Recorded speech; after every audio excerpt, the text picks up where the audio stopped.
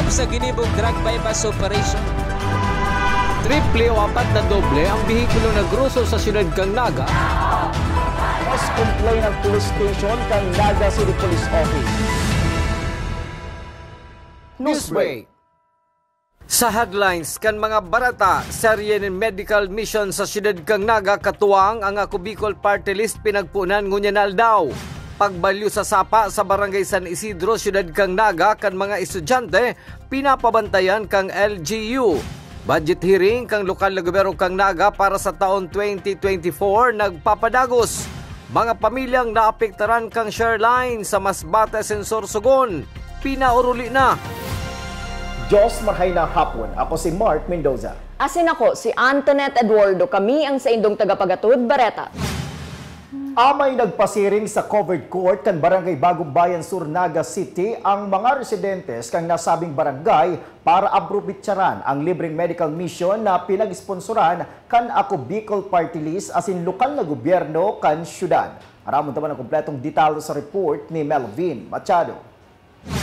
110 million pesos ang pinagtagama kan Ako Bicol Party List sa Pangeno ti Congressman Zaldico para marealisar ang libreng medical mission sa 27 barangay kang syudad ni Naga. Suzuki City Administrator Elmer Baldimoro pinag-enot mo ng unyan aldaw sa Barangay Bagong Bayan Sur. Asin sa aga, sa Barangay Abella naman sila makondusir kang Outpatient Extension Service Program. Ay inuhurot po na abuton si 27 barangay ngunya na bulan ng December.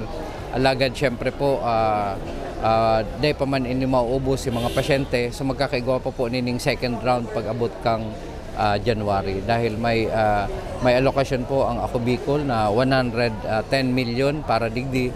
So iyo po yan itong gagastuson kang lokal na gobyerno kang Naga. Siyam na doktor ang nagtatarabang-tabang sa pag-asikaso sa mga pasyenteng nag-amay sa covered court kang Barangay Bagong Bayan Sur, siyudad kang Naga. Sobrang pasasalamat maninda Nanay Lourdes Mapa asin Josie Azucena, hulit na dain na sinda makonsumunin oras para magpasiring sa ospital para makapagpakonsulta. Salamat sa nag-organize ka iniyo na medical mission na ini.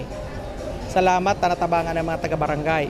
Pasalamat ako sa inyo, nakaugang medical mission, digdi sa Urban Kibura. Salamat po, ano po kamo digdining medical mission para sa mga ano po kang Bagong Bayan so. Siniguro man ni Ms. Sally Loses kan Ako Bicol Party List Media Coordinator na libre ang bulong na itatao sa mga pasyente sa paglibot ng medical mission na ini sa mga barangay kang Naga. Libre ang check-up, libre medicines. Provided po yan through MAI po ng Ako Bicol. And syempre nakikita nyo may mobile health clinic ang Ako Bicol Party List na dala. Plus may standby po na mga ambulances para just in case na dito sa medical mission hindi kaya, di ba, yung mga medyo grabe po ang sakit. So dadalhin po sila sa hospital. Para sa One Media, TV48 Naga, Melvin Machado, Newsbreak. Mientras tanto, kinumpirmar ni City Administrator Elmer Baldimoro na may promesang tabang pa ang Ako Bicol Party List para sa ibubugtak na dialysis center sa Naga City General Hospital.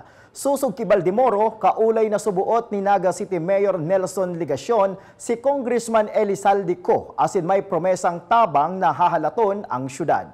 Sa ngunyan po, may mga naka-line up infra project na piglalauman po kang satoyang alkalde hali sa Ako Bicol. Kasuugma po kaulay kang satoyang alkalde ni Mayor Nelson Ligacion si Congressman Zaldico.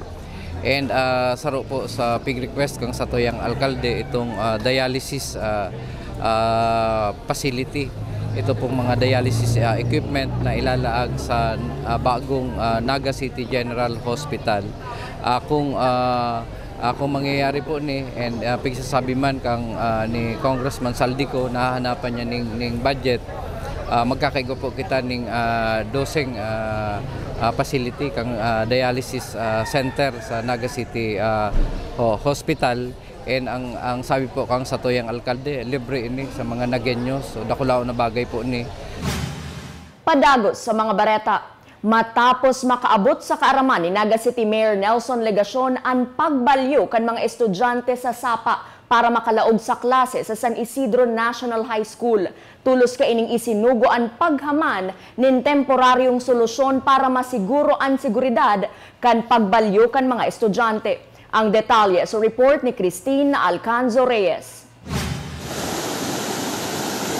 Documentation, yun, hindi nag-aaragi ang mga Inian mga retrato kansaro sa mga estudyante kan San Isidro National High School sa syudad ni Naga na nagbabalyo sa sapa kan nakalihis na Martes mientras na makusog ang sulog kan tubig matapos ang sigidong pag-uuran. Nagbabalyo ang mga estudyante para dai mag-absent sa indang klase sa ibong kan peligro sa indang pagbalyo. Ang sitwasyon na ini an marikas na kaabot sa kaaraman ni Naga City Mayor Nelson Legasyon na tulos nin temporaryong solusyon sa kamugtakan kan mga aki asin makalikay sa anuman na peligro. Kasudma po matapos makaabot sa sakuyang kaaraman na ipinaisi sa paagi ni Principal Ramon Jeronimo Jr., pinapuntahan ko po tulos kan sa tuyang quick response team.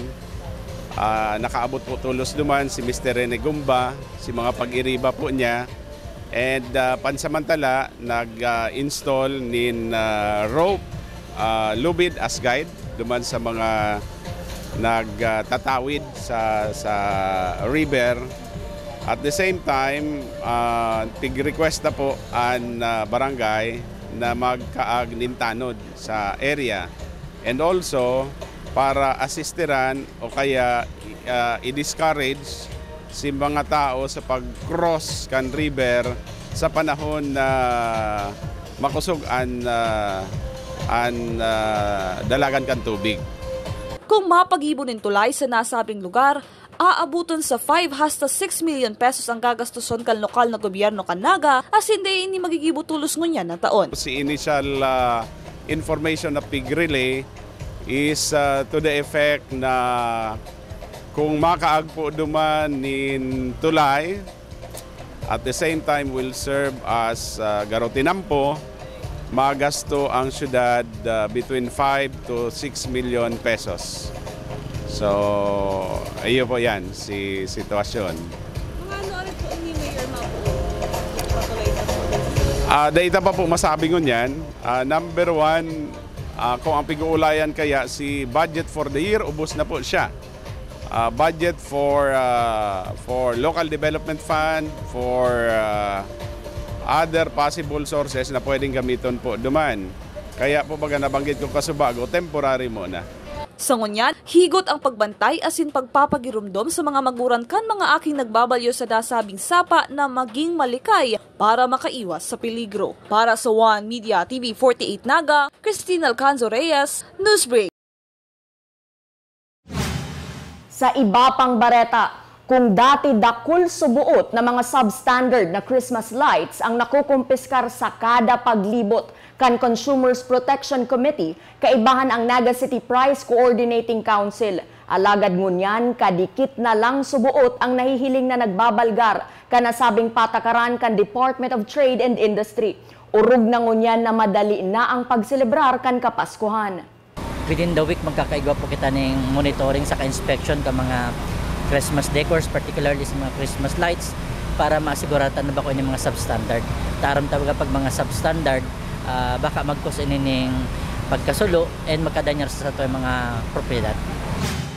Mientras tanto, sa iba pang issue, nagpapadagos ngunyan ang budget hearing kan lokal na gobyerno kan syudad ning Naga para sa taong 2024. Susog ki City Councilor Jess Albios, naglangkaw nin 130 million pesos ang proposed budget kang syudad para sa masunod na taon. Kabali sa pinag-uurlayan sa budget hearing, iyo ang pondong mariresibi kan kada opisina kan lokal na gobyerno kang Naga sa masunod na taon.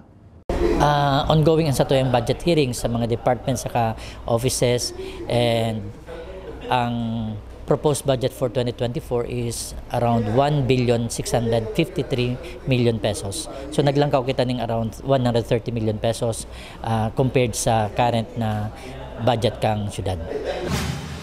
Sa pagbabalikan Newsbreak, pagbuelta kan isumbong mo ang pusher hotline, makakatabang subuot sa kampanya kontra iligal na droga. Iyan asin iba pang mga bareta sa pagbuelta kan One Media TV 48 Naga Newsbreak.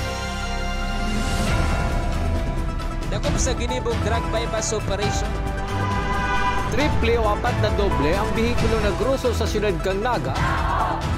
Mas complain ng police station kang Naga City Police Office. Newsbreak.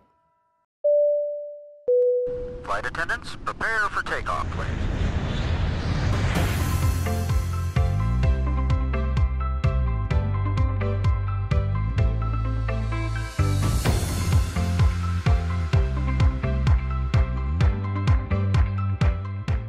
Slip flight vest over your head.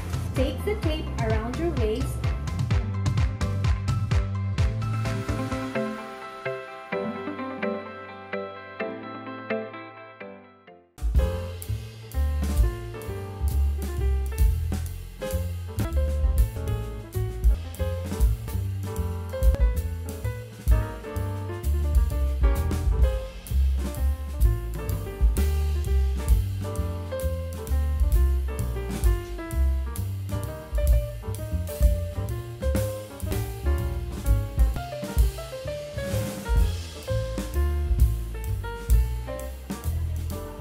Life at home is better with Unlimited. Unlimited fiber all day, day, day. Unlimited entertainment all the way. Unlimited goes for the family. Unlimited cares so the fam's all. Enjoy all these for just 1,399 pesos. Have it all. Get the PLDT Home Fiber Unli All 1399 today. Apply now and have it all, have it all.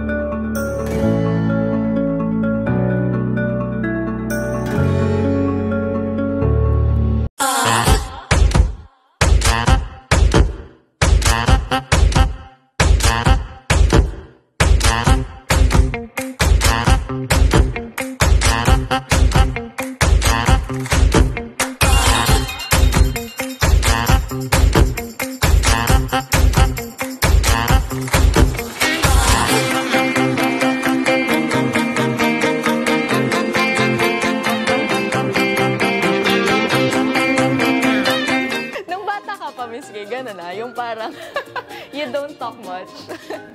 So, pag binabalikan mo, Miss Kay, 10 years na, ano yung feeling? If it's scary to leap, that's the best time to take your leap. Pag kinakausap ko si Miss Kay, parating may solusyon. Pag yung plan A hindi nag-work, may plan B. Ako rin kasi magastos. Oo.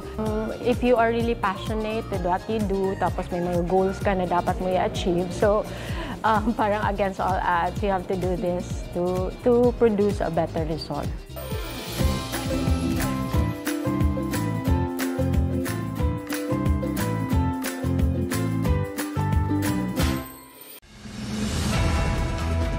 Dakop sa ginibog drug bypass operation.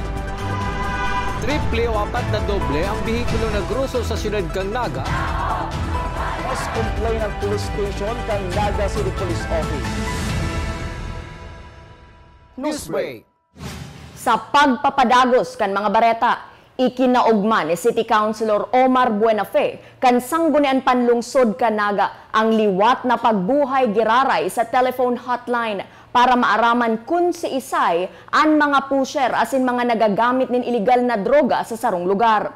Para kay City Councilor Omar Buenafe, si Sir Nihonman subuot ninda ang maabot na impormasyon para ma-verify kung totoo ini o hambog sana. Ang Anti-Illegal Drugs Task Force baga binuo na kang siyudad sa direktiba kan sa tuyang alkalde through executive order para matawanan ning focus, matutukan asin mapagtarabangan kang iba-ibang ahensya na nagkasararo kay ba ng LGU kang Naga City para talagang ma-address ta nahihiling na gulpi pa mang giraray si nagkakurua pag nag-operation, gulpi pa si nagkakadarakupan, and obviously gulpi pa si nagpapatronize kaya illegal na aktibidad na yan.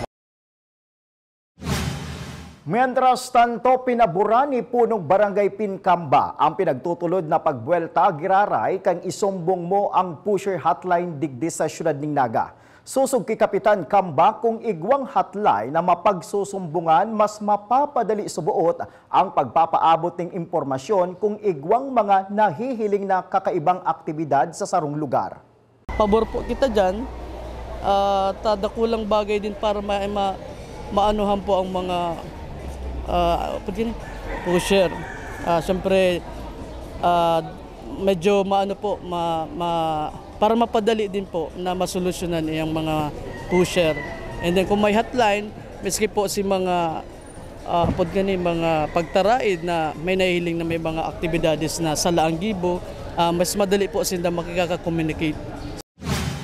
Sa iba pang bareta, pinapuli na sa saindang mga harong ang 28,473 families na naapektaran kan shear line sa Kabikolan. Sa advisory kan Office of the Civil Defense Bicol, uminabot sa 120,600 na katao ang nagbaralika na sa saindang kanya-kanyang lugar matapos na magrahay ang kamugtakan kan panahon.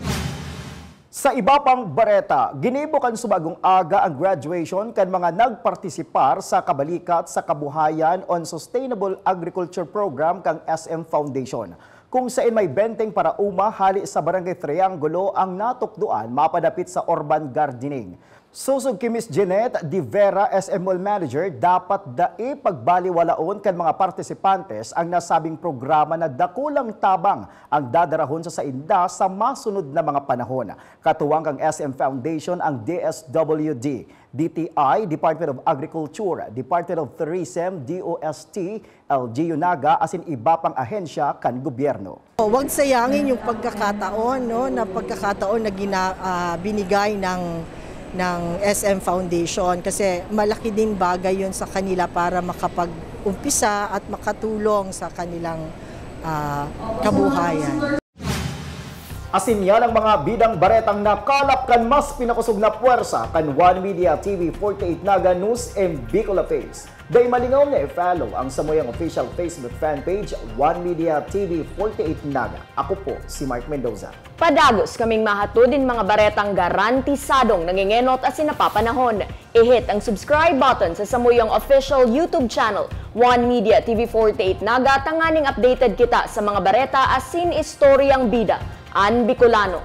Ako si Antoinette Eduardo asin ini an One Media TV 48 Naga News Break. Dakop sa ginibong drug bypass operation. Triple o apat na doble ang bihikulo na gruso sa siyudad kang Naga. Mas complain ng police station kang Naga City Police Office. News Break.